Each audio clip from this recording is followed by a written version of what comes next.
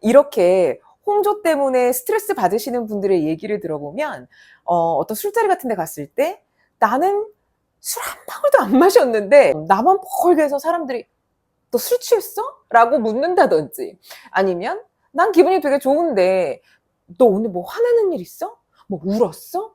이렇게 얼굴빛 때문에 오해를 사는 일이 굉장히 많으시다 그래요. 그러다 보니까 홍조가 정말 심하신 분들은 사회생활하는 것도 굉장한 스트레스라고 하더라고요. 근데 그거 아세요? 홍조는요, 생활 습관만 잘 개선해도 얼마든지 좋아질 수 있어요. 홍조는 선천적인 원인 50%, 후천적인 원인이 50%이기 때문에 후천적인 요인들만 잘 다스려도 얼마든지 좋아질 수 있습니다. 그래서 오늘은 홍조를 예방하고 없앨 수 있는 생활 습관 5가지에 대해서 알려드리려고 합니다. 첫 번째는요, 열 그리고 급속한 온도 변화 피하기.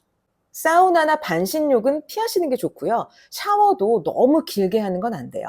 짧은 시간에 끝내시고 물의 온도도 고온은 안 됩니다. 그리고 예전에 고현정식 세안법이라 그래서 따뜻한 물로 세안을 했다가 찬물로 마무리하는 세안법이 유행한 적이 있었어요. 그런데 이렇게 세안을 하면 혈관 확장의 원인이 될 수 있기 때문에 홍조 피부에는 쥐약입니다.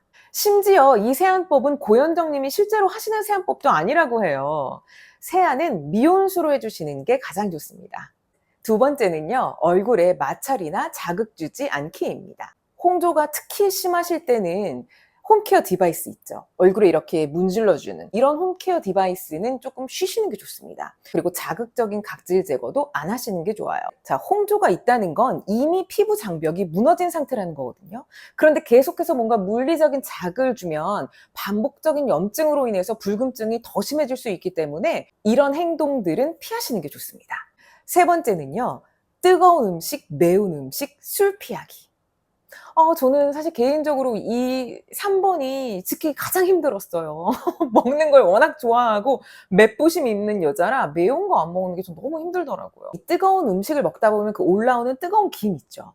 그리고 매운 음식 속에 있는 이 캡사이신 성분이 혈관을 확장시키는 역할을 하기 때문에 피해 주시는 게 좋고요. 특히 술은 혈관을 확장시키고 염증을 유발하기 때문에 홍조를 악화시키는 대표적인 요인입니다.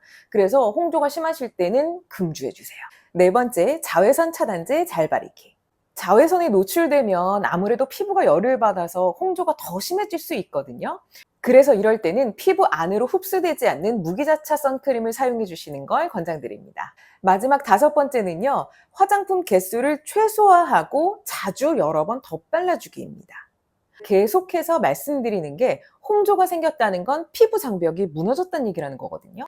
피부 장벽이 무너지면 그만큼 피부가 예민해져 있는 상태이기 때문에 피부가 더 건조해지고 불금증도 심해져요.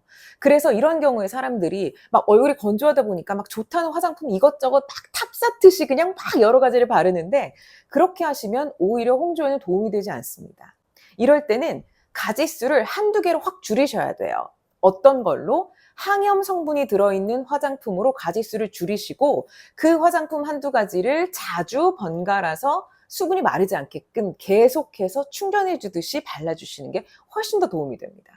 그래서 저 같은 경우도 홍조가 너무 심할 때는 이렇게 딱 2가지만 바르거든요.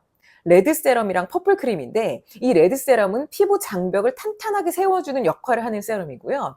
이 퍼플 크림은 항염 성분이 들어가 있고요. 열감이랑 붓기까지 빼주는 역할을 해줘서 얼굴이 좀 심하게 붉어졌다 그러면 이 2 제품을 번갈아 가면서 수시로 발라줍니다. 이 2 제품 궁금하신 분들은 제가 고정 댓글에 링크 달아뒀거든요. 영상 끝나고 댓글 한번 확인해 주세요. 이렇게 홍조는 생활 습관만으로도 얼마든지 좋아질 수 있으니까요. 오늘 알려드린 5가지 잊지 마시고 꼭 실천해 주세요.